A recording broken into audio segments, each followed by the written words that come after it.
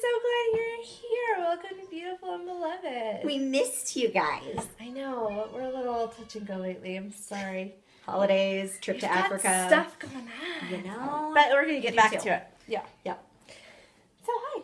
Hi. So we're glad to be here. We, as always, get together and start talking about what we're learning. Start talking about what we're processing, which we do like all week long and have long conversations. We're together a lot. We are, at least in text, if not in person. And so one of the things that we were talking about today, partially just because of social media and what we're seeing so much on the internet right now, and a lot in our own parenting and in our own lives, is the issue of shame. So one of my favorite stories, actually I don't know if I could say it's my favorite movie because it's super, super hard to watch, is the movie Blood Diamond. Have you guys seen it? I closed my eyes through like 85% of it. Yeah. Or excused myself to the bathroom. Yeah. It was a really hard movie to watch. Came out a few years ago. Has Leonardo DiCaprio, and it takes place in Sierra Leone with Charles Taylor running the child soldier army. So it's the next door neighbor to Liberia, which is where my son is from. And so I was really into watching that movie when it first came out. And I have all my friends in Uganda have really faced similar issues. So I really watched this with intention. So the deal in the movie is you've got Leonardo DiCaprio, but then you also have this man, Solomon. Right.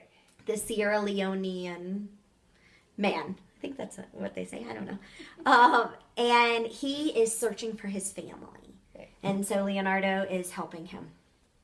And what they realize, and it's kind of a spoiler alert, but it's a really old movie, so tough luck. I haven't seen it by now. Titanic sinks too. Woo! Just ruining all the movies. Solomon goes looking for his family, right. And what he finds out is that his son, Dia, has been abducted and brainwashed and brought in to this child soldier army. Right. And really, really heartbreaking. And didn't he kill like his mom or something, his son? I don't think so. Because he finds his mom at that refugee camp. Oh, okay. But there had been really horrific things. Right. He had showed things. Yes, he had done these horrible things. Right. And all of these kids, which they show in the movie, had been forced to murder other family members and villagers, and just horror. Right. You get to kind of the crucial point in the movie at the very end. This is where I'm ruining it. And war is kind of descending all around. They're down in this mine, this diamond mine. And he comes across his son. And so here Solomon is standing face to face to Dia. And Dia has a gun. And he's pointing it at his dad. And behind Dia, you can see the rebel soldier who kind of become his like dad in the army. And who had brainwashed him. And he's telling him to kill his dad. He's like screaming at him. I mean, this guy obviously is like no good. And Dia is struggling with what he's going to do. And in just such a profound moment, what the dad does is he looks at his son and he gets down on his knees and he looks his son in the eyes and he says, "You are my son. I know who you are. You love the cow next door. And you love playing with your siblings. And you love the kids who live at the next hut over. And you have a dog that you play with in the village. You are my son. And this is not who you are." And as you watch his son kind of struggle with, who am I? Am I a rebel soldier? Or am I a son? And then you just watch it melt until he's finally able to put down his gun. And to me, it was such a profound moment of what we do when we come across people, whether it's our kids or our spouses, not in my case, but yeah, yours, friends, or even the world around us. Right. Because we grew up in a church that talks a lot about calling out sin. You've got to call it out when you see it, and you have to name it, and you have to take it, nail it in the bud, and take its all power. of these things. Right. But we are committed, and what we see in this movie, Solomon, the dad, was committed. Instead of calling out sin, more so he was passionate about calling forth the image of God in somebody. Right, because there What are does that look like? multiple ways to shine light Yeah. on sin. There are sin should not be hidden away and kept in darkness, and Yeah. or taken. Shamed. Well, I wasn't gonna say shamed. I was gonna say like it shouldn't be accepted. Like you Yeah, shouldn't just say yeah. like, oh well, that's okay. No Right? problem. Like, no He problem. wasn't like, Right, you still have to being say a rebel soldier is an awesome idea. that's totally cool. Just go No for it. problem. That's not what we're saying either. So what we are saying is that there's two different ways to shine a light and to call out sin. Right. There is to call out sin and say this is your sin and it is wrong and you are wrong and these are what's happening and these are the consequences of it and you're bad. You're bad. Shame. Yeah. A lot of shame goes into this. Like, Because I can't believe you would do something like that. yeah. Don't What's you know how wrong that is? And I think I do this something a lot I'm because it's attitude. so guilty of is I say, what's wrong with you? Oh, Because that's what my mom always used to say Yeah. to me, and that's what I always say to my kids. I always say, "What's wrong with you?" And that's, I mean, how much more shameful can you get than Right. what's wrong with you? Like, there's obviously something broken there. Right. Instead of what our other option is to remind someone of who they are. Mm-hmm. Like, I'm gonna just remind you of who you are. Right. Because in that, everything changes. Because we sin from a place of woundedness and from a place of brokenness and from a place of not knowing or not Or remembering fear. that I am a child of God and I am loved, I am beautiful and beloved. Gosh, We don't remember that. no. Oh, And- tell your story from this Yes. week. Oh, okay. Ooh. So, all right. So my children, we are watching Diary of a Wimpy Kid because one of my kids has just read like all of the Wimpy Kid books Mm-hmm. and he's super into it, and so we watched the movie. And in the movie, the kid, like calls everybody morons, and he's just like this A jerk. rotten little kid, Little He's a- tiny jerk. He's a jerk, and. The movie gets over and my son goes up to his room and he shuts the door and he like starts drawing cartoons like the kid in the movie draws cartoons, and he draws a picture of his brother and writes moron next to it, which it's not funny. It's not funny. Which his So hurtful. brother came Yeah. and saw it and was hurt and Yeah, like was of course. really hurt, and I was so angry. I was so angry. I went like jumping up because I'm all mama bear. Like, don't hurt a sibling Yeah. of yours on purpose. And I went in and he was like on the defensive immediately, and I wanted to scream and yell and say, "What's wrong with you? Why would you write that?" But instead,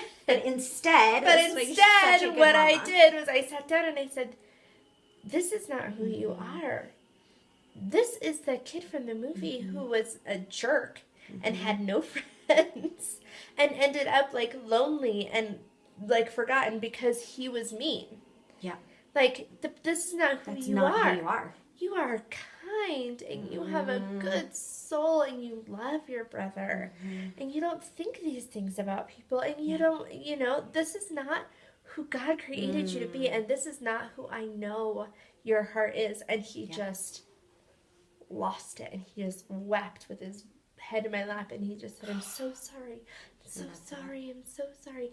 And it was probably 8,000 times more effective than had I burst in yelling, "What's wrong with you? Right. Why would you do that?" And Because it just is. Right. It allows us to step out of the way so that somebody can do their own work. right, and it's instead of like me putting shame on him, it was him realizing his sin. Yeah. And he may have felt a degree of shame, but it wasn't shame that I placed on him. It was Right. shame because he knew It his was guilt. sin. It was not shame. It was guilt. He not knew shame. his There's sin, a difference. and he was repentant immediately. when Guilt he says saw I it. did something wrong. Shame says I am wrong. Right. Yes, and there's a big difference. And when you we have get a out good of the story way- of a spouse. Yeah, I had a friend who was really just had a really hard place with her spouse. And she called me and we went driving around and praying And it was so beautiful to just go to the Father with her. She's so teachable and like really listens to Jesus. And one of the things she did is, number one, when she got before the Father, she realized like there's stuff about me as a wife that I want to change. And she starts weeping and is like, "Okay, Jesus, I want to do this better and I want to support more and I want to encourage and I want to call forth the image of God in my husband." And then she goes home and here her husband's been kind of a jerk. And she wakes her husband up. And she wakes him up in tears, apologizes for her part, and then just starts speaking life over him.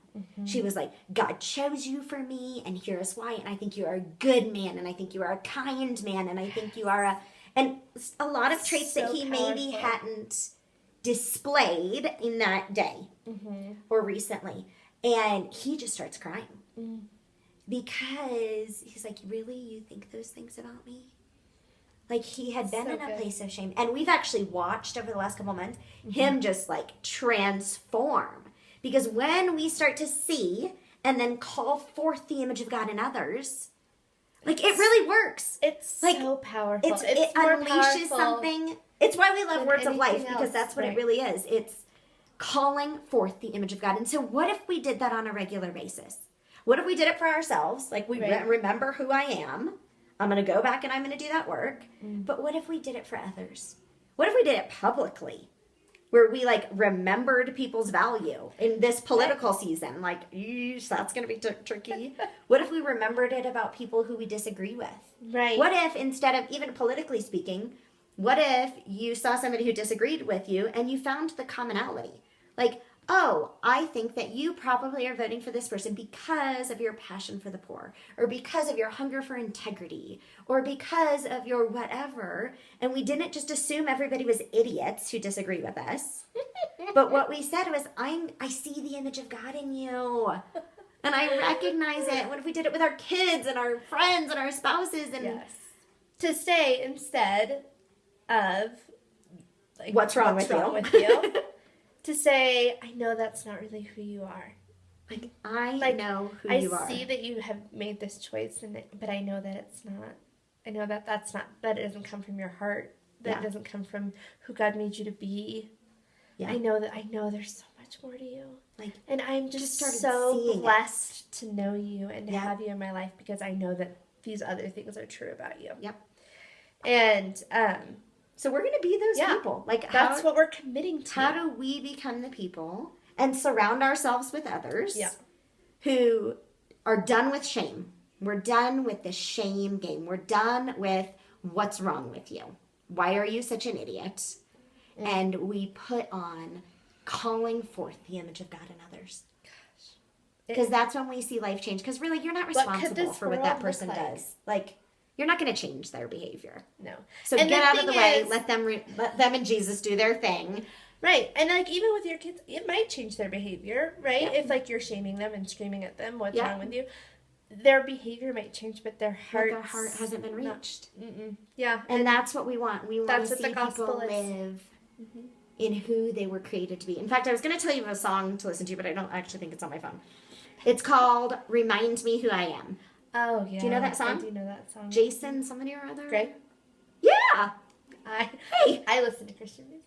Download that song. It's on our Soul Care CD. Yes. Jason Gray, Remind Me Who I Am. Download that this week and sink into it. So good. For yourself and for others. Because you are beautiful. And you're beloved. And we're so glad you're here with us.